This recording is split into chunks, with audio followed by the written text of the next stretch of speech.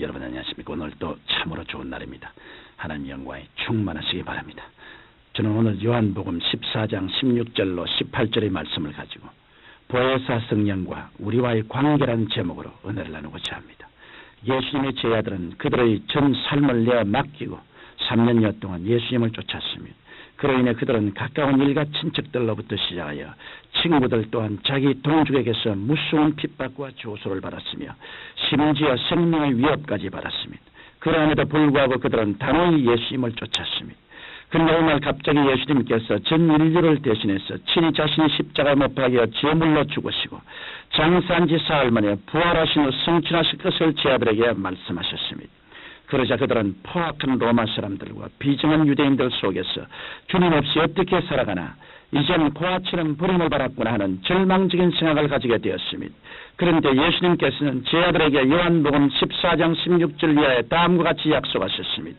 내가 아버지께 구하겠으니 그가 또 다른 보혜사를 너에게 주사 영원토록 너희와 함께 있게 하시리니 저는 진리의 영이라 세상은 능히 저를 받지 못하나니 이는 저를 보지도 못하고 알지도 못함이라. 그러나 너희는 저를 아나니 저는 너희와 함께 거하시며 또 너희 속에 계시겠습니다.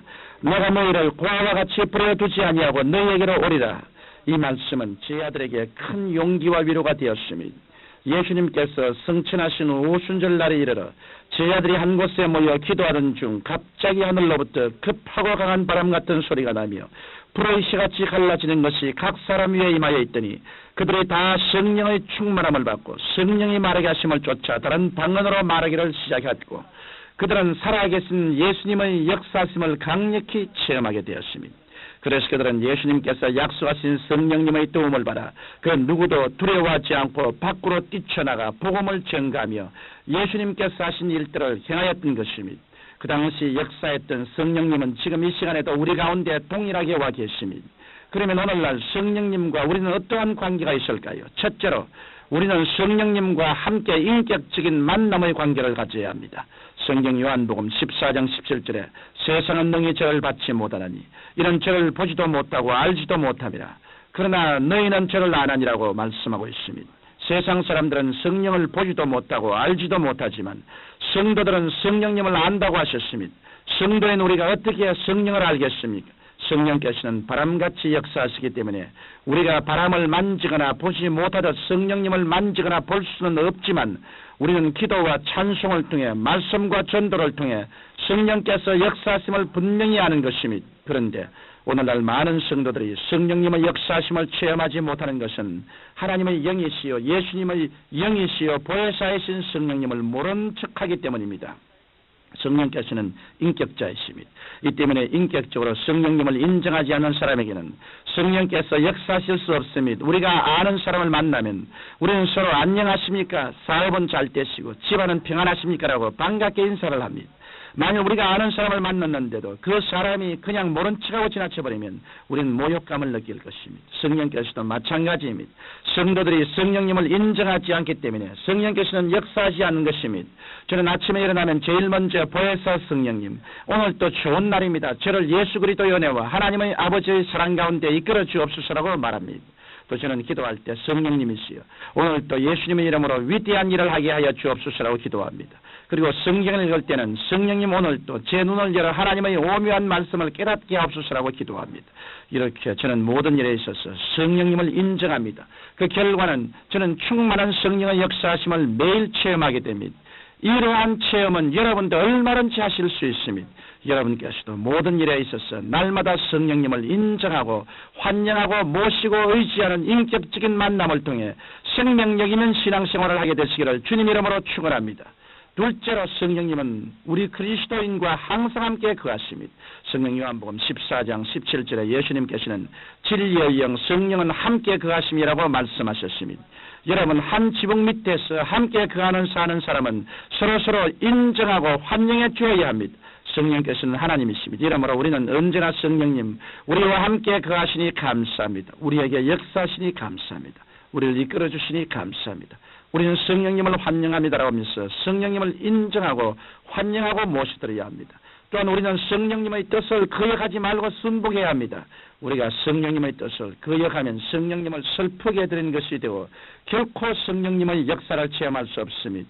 그리고 우리는 내 중심으로 살지 말고 성령님 인도로 살아야 합니다. 우리가 내 중심대로 살면 성령께서 우리의 곁을 떠나시고 마는 것입니다. 이 때문에 저는 늘 성령님 저와 함께 말씀 증거하러 가시죠. 성령님 제게 기름을 부으셔서 말씀 증거를 잘하게 하여 주시니 감사합니다. 성령님 저를 인도하여 주셔서 하나님의 영광이 나타나게 하옵소서라고 말합니다. 이와 같이 여러분이 성령님과 함께 거하면 여러분은 성령님을 인정하고 환영하며 성령님의 뜻을 받들고 내 중심을 버리고 성령님의 인도를 따라 살아야 하는 것입니다. 셋째로 성령님은 우리 그리스도인 안에 계십니다. 인간은 인체 속에 있는 각 기관을 통해서 생명을 유지합니다.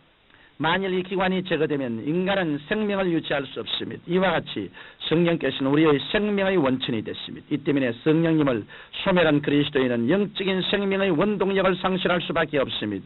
성령께서는 우리 속에 계시면서 우리에게 죄악이 관영한 이 세상에 나가 이롭고 거룩하게 살 수 있는 힘을 주시고 미움과 싸움이 많은 이 세상에서 평화를 가지고 살 수 있는 힘을 주십니다. 기쁨을 잃어버린 사람은 이 세상을 살아갈 수 없습니다. 우리가 기쁨을 가지고 있으면서 기도를 해도 전도를 해도 어려운 일을 해도 피곤을 느끼지 않고 적극적으로 할 수 있습니다. 이러므로 여러분은 여러분 속에 계신 성령님께 의와 평강과 희락을 언제나 구하십시오. 성령께 의와 평강과 희락을 얻는 사람은 그 어떠한 고난에 처한다 할지라도 절망하지 않고 그 고난을 이겨내며 보람있는 삶을 살 수 있습니다. 나아가서 성령께서는 우리에게 9가지 연사를 주시고 우리 생활에 9가지 열매가 맺히게 해주시는 것입니다.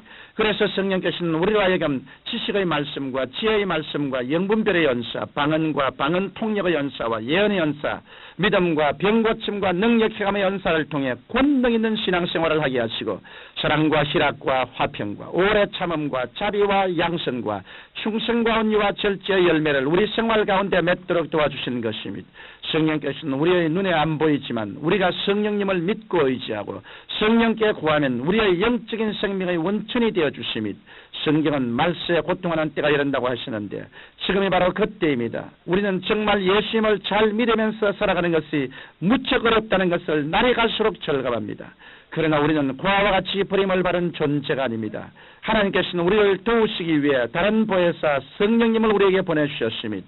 지금도 성령께서는 우리와 함께 거하십니다. 이러므로 여러분은 늘 성령님을 인정하고 환영하며 성령께 순복하는 삶을 살게 되시기를 예수님 이름으로 축원합니다. 거룩하신 아버지 하나님, 성령님을 우리에게 보내시사 우리를 감동시키시고 채우시사 능력을 주시고 하나님 아버지의 사랑과 예수 그리스도의 은혜로 인도하여 주심을 감사합니다. 성령이 충만해서 더 열심히 전도하는 우리들이 되게 하여 주옵소서. 예수님 이름으로 기도합니다. 아멘.